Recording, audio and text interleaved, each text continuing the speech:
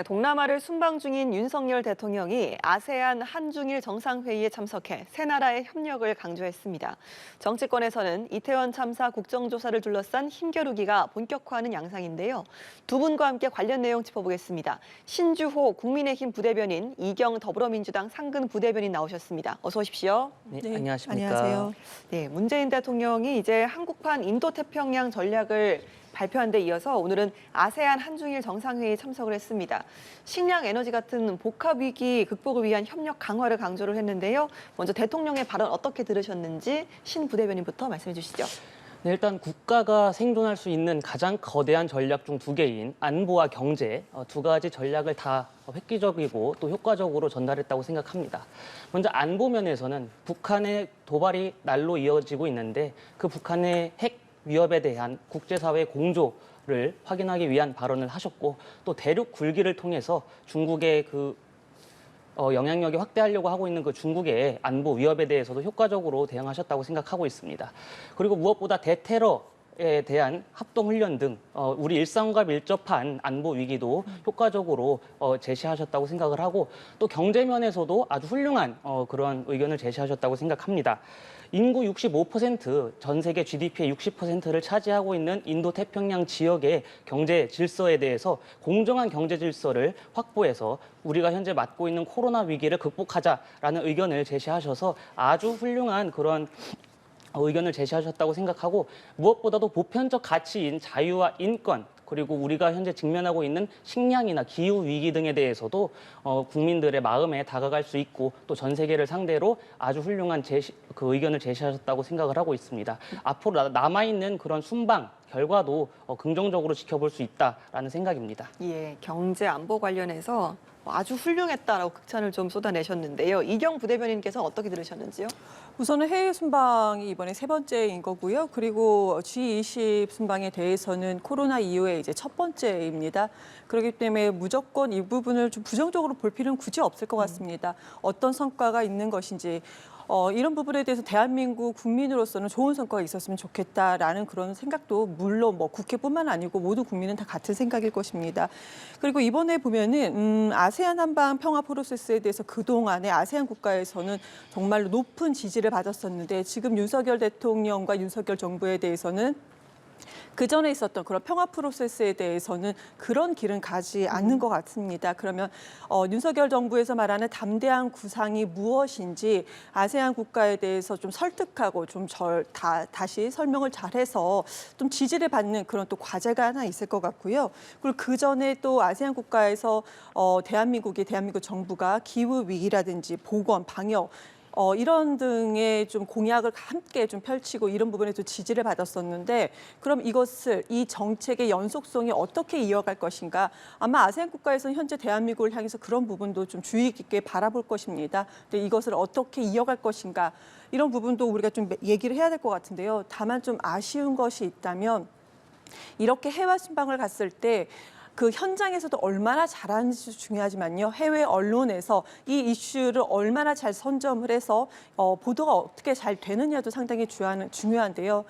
제가 지금 방송에 들어오기 전에 대한민국 대통령이 해외 순방에 앞서서 그럼 외신들이 어떤 보도를 하고 있는가 이슈 선점에서는 좀 안타깝게도 많이 놓치신 것 같습니다. 지금 대한민국이 현재 MBC를 이제 정윤기에 태우지 않겠다는 그런 이슈가 이미 다 선점이 되어 있어서 언론 탄압이 시작됐다라는 어떤 그런 것으로 많이 볼 수 있거든요.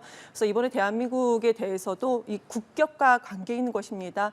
대한민국 그 대통령께서 윤석열 대통령이 이번에 순방에서 좋은 성과 그리고 언론, 세계 언론을 잘 설득할 수 있고 이슈 선점을 좀 잘해 주셨으면 하는 바람도 좀 긍정적인 바람으로 좀 말씀을 드리고 싶습니다. 예, 이슈 선점을 놓쳤다는 부분을 좀 지적을 하시면서 MBC 언론 탄압을 또 말씀하시기도 하셨는데 여기에 대해서 혹시 반박하실 내용 있을까요? 일단 뭐 MBC의 그 취재 자체를 거부한 것이 아니기 때문에 그 부분은 저희가 한번 짚고 넘어가야 될 것 같고 또 저희 대통령께서 말씀하신 것이 국익을 위해서 MBC의 취재 비행기 탑승을 거부한 것 아니겠습니까?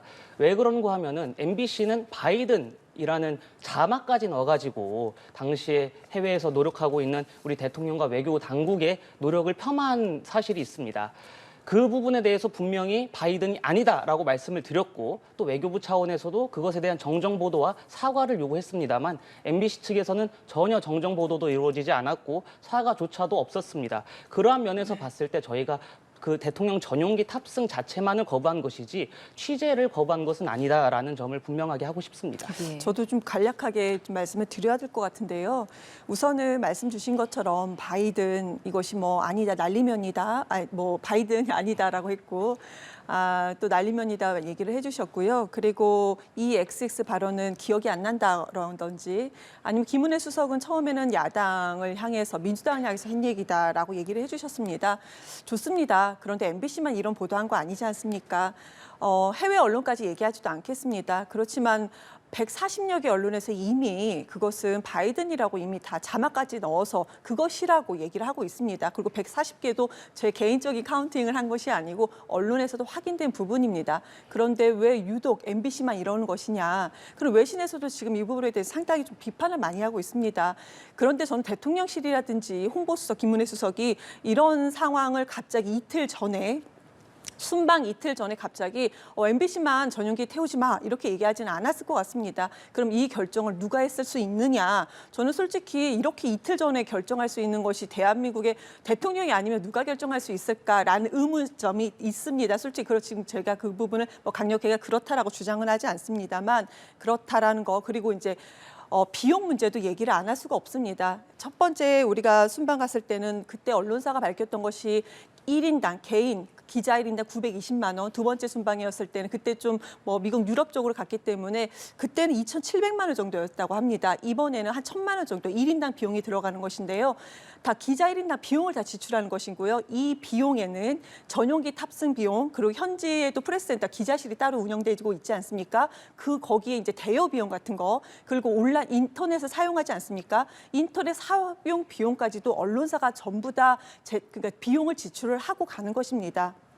그런데 전용기가 대통령의 개인 자가용도 아닌데 MBC만 태우지 마 이런다는 것은요 정말로 상상할 수도 없는 일이다라는 것이 지금 전 세계 언론, 우리나라 언론뿐만 아니고요 전 세계 언론에서도 바라보고 있는 부분이라는 점입니다. 솔직히 이 부분에 대해서는요 대통령이 명확하게 설명을 한다 하더라도 설득이 되거나 이해할 수 있는 언론사나 국민이 있을까라는 생각이 듭니다.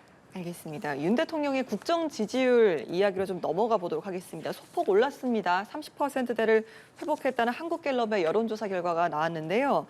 정부의 이태원 참사 대응과 수습이 적절하지 않다는 응답이 70%에 달했는데도 불구하고 지지율에는 또 큰 변화가 없습니다. 어떻게 분석을 하세요? 먼저 신 부대변님.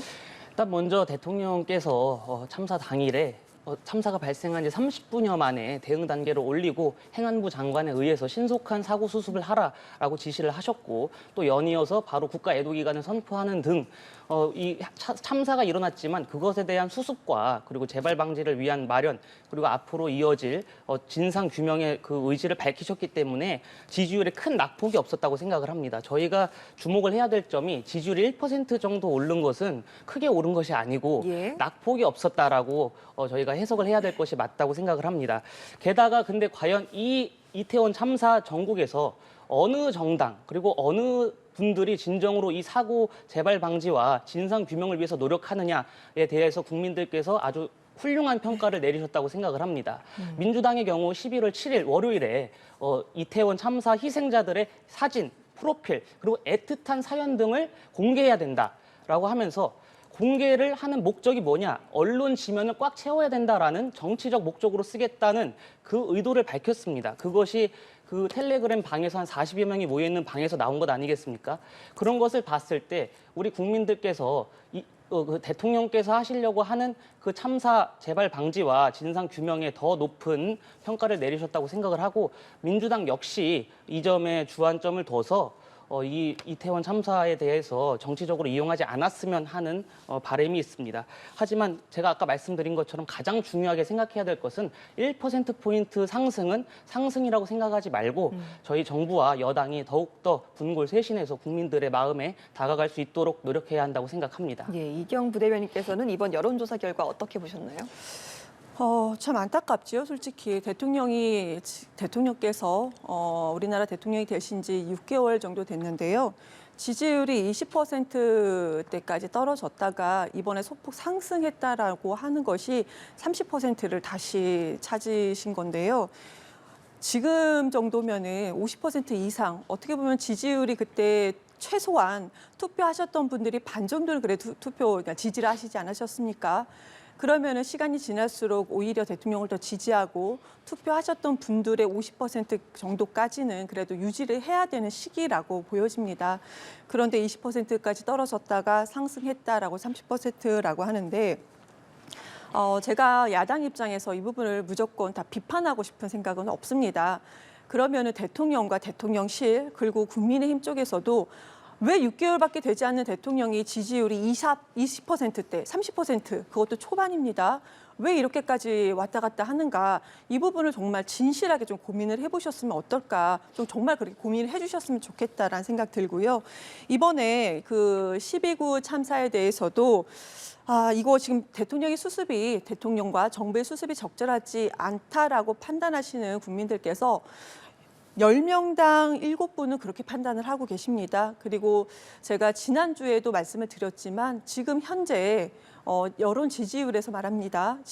지금 현재 이거 지금 경찰 수사 좀 이상하다. 국정조사 해야 된다가 1위고요. 그리고 두 번째가 특검까지도 얘기하고 있습니다. 왜 그러실까요? 우리나라 국민들이요, 정치에 대한 민심도가 상당히 높습니다. 이해도가요, 훨씬 더 높습니다. 그런 분들이 왜 이렇게 얘기를 하고 계시는지 야당에서 그리고 또 대통령과 대통령실에서 이 부분을 좀 고민을 하셨으면 좋겠다 생각이 듭니다. 마지막으로 저는 솔직히 국민의힘 쪽에서는 희생자 명단 절대로 밝혀서는 안 된다. 정부에서 그렇게 얘기를 하시는 것 같아요. 그리고 국민의힘 쪽에서도 대부분 다 의원들이 그렇게 얘기하시는 것이 아니고 지도부 일부에서만 얘기하는 것인데 물론 맞죠. 그렇습니다. 맞습니다. 첫 번째, 유가족이 허락하지 않는데 명단을 절대 공개할 수 없습니다. 그렇지만 유가족이 원했을 때는 명단 공개할 수가 있습니다. 지금 우리 용산의 한 병원에 주검이 수십 구가 100여 구 가까이 몰렸다고 하지 않습니까? 그래서 그 복도에 그 주검이 하얀색 천으로 덮여서 그냥 복도 한 바닥에 그냥 차가운 바닥에 다 있습니다.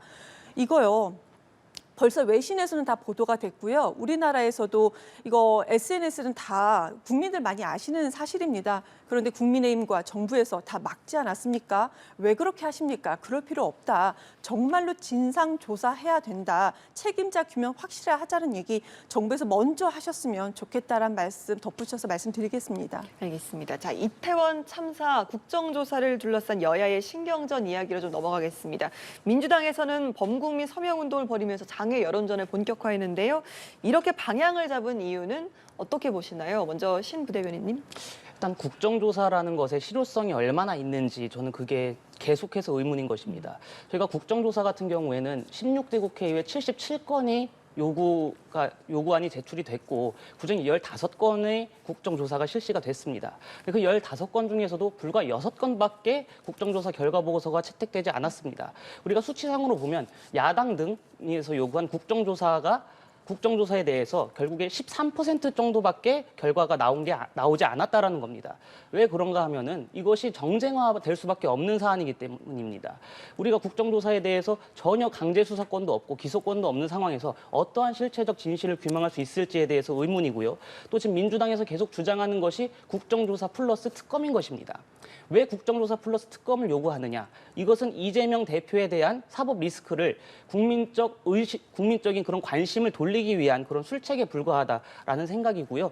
그리고 저희 당에서 계속해서 국정조사 자체를 반대하는 것이 아닙니다. 정의당 이정미 대표가 정진석 위원장을 예방했을 때 정진석 위원장은 국정조사 곱하기 2까지도 할 수 있다라는 의지를 분명히 천명했습니다. 다만 경찰의 조사가 미비하고 경찰 수사 결과가 국민들께 납득되지 않을 때 국정조사를 하겠다라고 한 것입니다.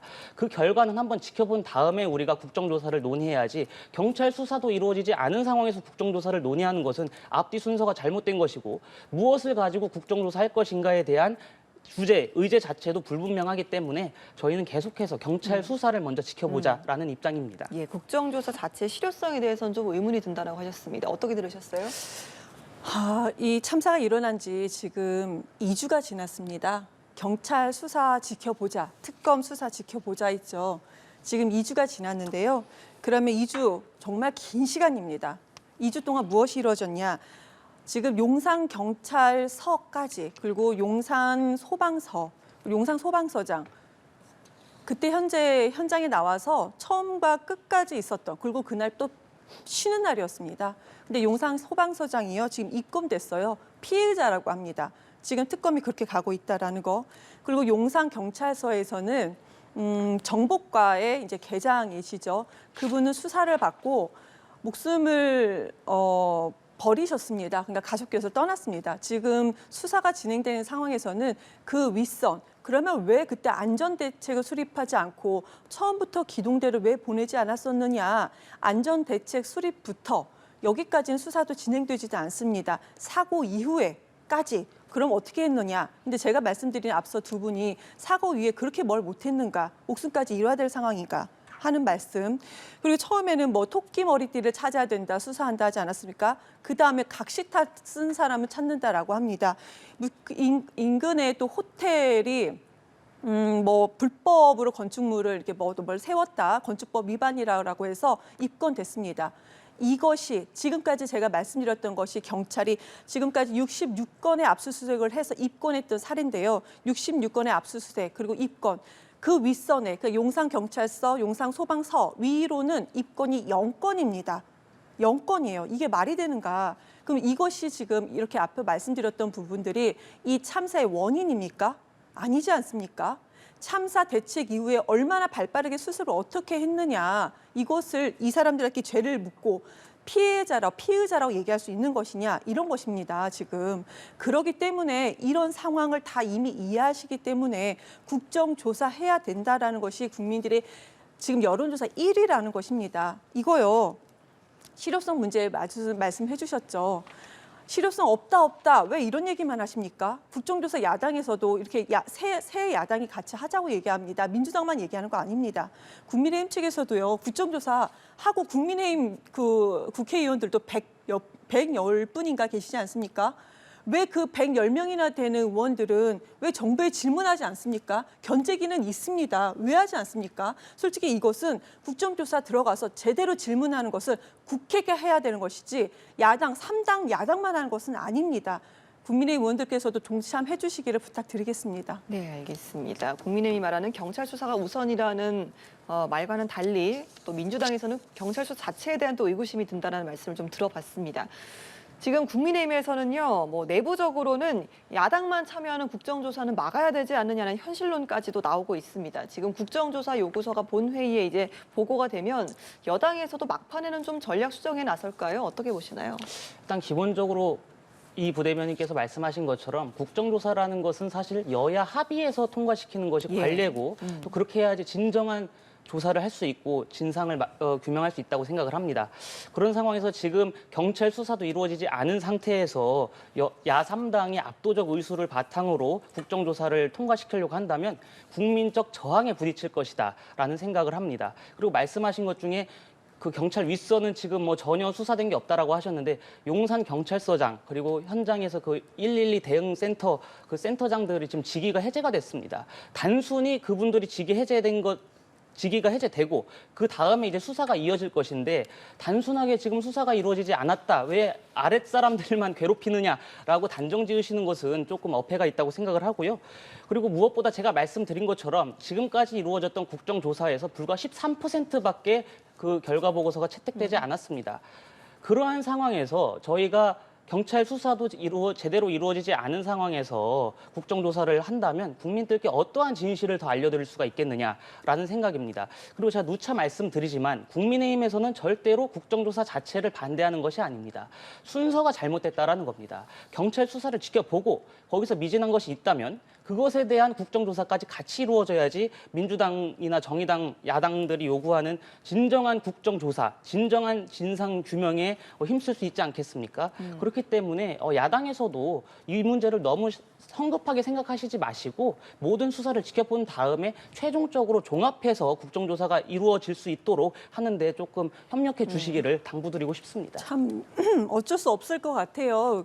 우리 부대변인께서는 당 당을 대신해서 이 자리에 와서 앉아 계시니까 어쩔 수 없을 것 같은데 솔직히 언제까지 기다려야 됩니까? 지금 2주가 지났어요. 2주가 지났는데 영문도 모릅니다, 솔직히. 거기서 유가족들은요, 내 자식이 왜 거기서 목숨을 잃어야 할지, 왜 길거리 한복판에서 지금 2022년도에 길거리 한복판에서 왜 압살을 당해야 했는지 190건이나 넘게 112에 신고 전화를 했음에도 불구하고 왜 기동대 출동이 되지 않았었는지 이 부분에 대해서는요, 아직도 모릅니다. 2주가 지났습니다. 우리나라 수사 잘합니다. 과학수사도 잘하고요, 잘합니다. 그런데 아직까지도 없다라는 거. 그리고 말씀 주신 것처럼 네, 용산경찰서까지만 지금 질책이 이루어진 겁니다. 그 위에 서울청장, 서울경찰청장 아니면 또 경찰청장, 그 위에 행안부 장관. 그러면 정부에서는 그때 당시에 그러면은 그 정보 보고 그런 체계에서 무선통신 내역 같은 거 있지 않습니까? 그거 왜 공개하지 않느냐? 지금 지휘라인 무선통신망 그리고 무슨 다른 여러 가지 무선통신망 라인 정보 체계가 이것을 그 현장에 대해서 보고서로서 작성해서 보고하는 것뿐만 아니고요. 이렇게 무선통신 내역으로서 그것을 이 현장 상황을 전달하고 지휘 체계가 내려가는 것들을 우리가 확인할 수 있습니다. 근데 이거 지금 특수본에서 보고 있습니까? 전혀 보고 있지 않아요. 그런데 지금 2주가 지났는데도 아직도 경찰 수사를 지켜보자라고 한다는 것은요. 그냥 시간 가는 거 보자라고 하는 겁니다. 국민의힘이요. 지금 말은 좋습니다. 이거 지금 우리가 국정조사하는 거 반대하지 않는다. 경찰 조사 보자라고 하는데요. 지난주까지는 그 명분이 어느 정도 지켜보자. 이 명분이 어느 정도는 100번 양보해서 있을 수 있다고 보겠습니다. 지금 2주가 지났거든요. 오늘 지나고 내일 지나면 벌써 3주째 접어드는데요. 그때까지도 한 달이 지나서도 왜 지금 영문도 모르게 왜 내 자식들이 이러는지 한 달이 지나서도 그때까지 경찰 조사 보자 이러실 겁니까? 아니면은 여론이 잠잠해질 때까지 기다린다는 것인지 저는 솔직히 모르겠습니다. 국정조사를 좀 속히 좀 서둘러서 진행을 해야 된다는 말씀까지 들어봤습니다. 조금 전에 이제 용산 서장 위에 있는 뭐 경찰청장 또 행안부 장관과 책임을 물어야 된다 이런 말씀하셨는데 이상민 행안부 장관이 언론 인터뷰에서요 사태와 관련한 입장을 밝혔습니다. 누군들 폼나게 사표 던지고 싶지 않겠느냐라고 하면서 국민에 대한 도리도 또 고위공직자의 책임 있는 자세도 아니다라고 밝혔습니다. 이걸 좀 어떤 의미로 봐야 되느냐, 뭐 이미 좀 결정권자에게 거취 표명을 밝힌 게 아니냐 이런 이야기 나오고 있는데 어떻게 들으셨어요? 일단 이 이태원 참사에 대해서 지금 이 부대변인께서 참사 발생이 2주가 됐고 경찰 수사도 2주가 됐다라고 말씀하셨는데 경찰 수사가 본격적으로 시작된 건 열흘 남짓입니다. 열흘 남짓이 어떻게 보면 짧은 시간일 수도 있고 긴 시간일 수도 있습니다. 다만 이 수사에서 억울한 사람이 나오지 않게 하기 위해서 경찰이 아주 신중한 그 수사를 하고 있기 때문에 그거를 더 지켜봐야 한다라는 말씀을 드리겠고요. 그다음에 이상민 장관이 오늘 한 그 인터뷰에서는 굉장히 깊은 고민을 했다라고 생각을 하고 있습니다. 무엇보다도 지금 수사가 진행 중이고 아직 사고 수습이 완벽하게 이루어지지 않은 상황에서 주무장관이 나 못하겠어. 그리고 직을 내려놓게 될 경우에 과연 그 수습을 누가 할 것이고 그 다음에 이어질 여러 현안들에 대한 대응을 어떻게 할 것입니까? 게다가 지금 저희가 예산 정국입니다. 곧 대한민국의 한 해를 책임질 예산이 통과되고 그러한 정국이 이제 국회에서 이루어지고 있는데 행안부 장관이 그 상황에서 무책임하게 사퇴를 해버린다면 그것은 더 큰 혼란만 불러일으킬 뿐이고요. 그다음에 무엇보다도 정무적인 판단을 하겠다라고 말씀하셨습니다. 만약에 국민들의 마음이 이상민 장관께서 행안부 장관에 있는 것에 대한 그 울분이 있으시다면 분명히 저는 사퇴하실 거라고 생각을 하고 또 그 부분에 대한 의지를 분명 오늘 천명하셨습니다. 단순히 이 문제를 누가 사퇴하고 사퇴하지 않느냐, 직에 대한 문제로 우리가 바라볼 것이 아니라 이 참사 대응 그리고 앞으로 있을 여러 현안들에 대해서 우리가 슬기롭게 진행할 수 있는 여러 길을 마련해야 하는 상황에서 무조건 주무장관이 사퇴하는 것이 올바르냐? 저는 그것은 아니라고 생각을 하고요. 알겠습니다. 근데 다만 사퇴를 해야 될 상황이 온다면 사퇴해야 된다라고 저는 생각합니다. 알겠습니다. 이경 부대변인께서는 어떻게 좀 처리를 해야 된다고 생각하시는지요? 지금 처음부터 무조건 경질해야 된다라는 분위기는 아니었습니다. 솔직히 아니었고요. 그런데 이상민 행안부 장관이 처음 했던 얘기가 뭐냐면 이 12구 참사는 경찰 인력, 한마디로 기동대를 얘기하신 것 같아요. 경찰 인력을 배치한다 하더라도 막을 수 없었다라는 실언을 했다는 점입니다. 아니었습니다. 막았었고요. 그동안에 여기가 계속 이런 행사가 있었고 계속 막아왔다는 겁니다. 그리고 지난 6월에 경찰 업무 지휘 총감독 책임 권한 있다고 얘기했습니다. 그런데 참사가 일어난 이후에 마치 내가 권한도 책임도 없는 사람이라고 계속 얘기를 하고 있습니다. 그러니까 참사 전 이후 말이 너무 바꿔지지 않았습니까? 그런 부분에 대해서 무조건 책임져라가 아니고 정말로 우리가 국정조사를 통해서 무엇이 잘못됐고 왜 우리 국가재난 관리 시스템이 있음에도 불구하고 이것이 왜 가동이 그렇게 늦게 되었는지 이런 부분 질문하고 답변하고 책임이 있으면 책임지는 것이 옳다라고 생각합니다. 네, 알겠습니다. 자, 마지막으로 질문 하나만 더 드리고요. 대담 마치도록 하겠습니다. 자, 윤 대통령이 순방 전에 참모들을 향해서 필요하다면 정무적 책임을 따지겠다라고 말하는 보도도 나왔거든요. 여기에 대해서 대통령실은 이제 원론적 취지의 발언이었다고 해명을 했는데 이게 좀 문책 가능성을 시사한 것으로 봐야 되는지 좀 의견이 분분합니다. 신 부대변인께서 어떻게 들으셨어요? 말씀하신 것처럼 대통령께서도 어쨌든 정치인이시기 때문에 정무적 판단이 필요하면은 그것에 따라서 아주 공명정대하게 판단을 하실 거라고 생각을 하고 있습니다. 이 부대변인께서 말씀하신 것처럼 이상민 장관이 사고 발생 초기에 이제 국민들의 마음을 조금 불편하게 하는 그런 발언을 하셨죠, 사실은. 그리고 그 부분에 대해서도 이 장관께서도 본인이 잘못한 점을 인정하고 사과를 올리셨습니다만 주무장관으로서 충분히 막을 수 있었던 사안을 왜 막지 못했느냐, 그리고 왜 그런 국민적 비극인 상황에서 국민의 마음을 조금 실망시켜드리는 발언을 했느냐라는 국민의 그런 비판이 있으시다면 그것에 따라서 정무적인 판단을 하실 거라고 생각을 하고 있고요. 그다음에 무엇보다 중요한 것은 이 사고나 뭐 여러 정치적 상황 때문에 억울하게 직을 내려놓는 사람은 없어야 된다라는 생각입니다. 억울하게 직을 내려놓은 사람이 있어서는 안 된다라고 했는데 뭐 그 전에 문책 가능성도 좀 시사한 것으로 볼 수도 있는 거잖아요. 아닙니까? 제가 앞서 말씀드린 것처럼 이유도 없이 무조건 문책하는 게 맞습니까? 이유를 알아야 되죠. 근데 그 이유라는 게 그냥 그들 대통령실 내에서만 아니면 대통령이 생각하기에만 이 정도 라인에서는 정무적인 책임을 지면 되겠다라는 것을 지금 원하는 것이 아닙니다. 그래서 그러면은 자 보십시오. 지금 경찰 특수본이 중점을 두는 것은요. 정무적인 책임까지 할 수 없습니다. 다 아시지 않습니까? 경찰 특수본이 지금 수사를 한다는 것은 형사적인 책임이 어디까지냐라는 것입니다. 그러니까 사전에 왜 국민안전대책이 수립되지 않았느냐라는 거에 대해서는요. 특수본이 건들 수도 없는 범위입니다. 그 정무적인 책임을 지겠다라는 것은요. 이것은 솔직히 국정감사를 통해서 여당 의원들도 정확하게 질의를 하고 그러면 이게 어떤 책임을 무엇 때문에 왜 져야 되는 것인지 이거 물어야 되는 거 아닙니까? 정무적인 책임을 진다라는 것은 이것을 역할은요, 솔직히 국회에서 할 수 있는 것입니다. 야당만 할 수 있는 것이 아니고요. 국회, 여야 모든 국회의원들이 해야 되는 일입니다. 이런 거 하라고 국민들께서 그렇게 국민 세금으로 전체 다 투표해 가면서 뽑아놓은 거 아니겠습니까? 정무적인 책임, 국정조사를 통해서만 가능할 수 있다라는 거. 그래야지 국민들도 저 사람이 정무적인 책임을 왜 지는지 알 수 있는 거 아니겠습니까? 저는 그렇게 생각하고요. 그리고 정무적인 책임을 따진다는 거에 앞서서 국민안전대책 수립 왜 안 되었는가? 이것도 분명히 알아야 될 것이고요. 아까 말씀드렸던 것처럼 국민재난관리 시스템 되어 있습니다. 저희가 MDMS라고 되어 있는 것인데 이거 상당히 연간 몇십조 원 들어가서 이것을 유지를 하고 있는 것인데 잘 가동이 되고 있었습니다. 그런데 이번에 정권이 바뀌면서 왜 가동이 되지 않았었는가? 전 이것을 왜 묻지 않을 수가 없냐면요. 이것이 재난 상황을 파악하는데요. 이 시스템으로는 2분 13초면 안다고 합니다. 전체 대통령 라인까지 2분 13초면 알 수 있다고 합니다. 이거 왜 가동되지 않았는가? 그러면서 아랫선에서만 보고가 제대로 이루어지지 않았다라고 지금 얘기를 하고 있습니다. 그래서 윗선에서는 아랫선에서 보고가 제대로 이루어지지 않았는데 윗선에서 이걸 내가 어떻게 하는가라는 분위기로 지금 몰아가고 있는 것 같습니다.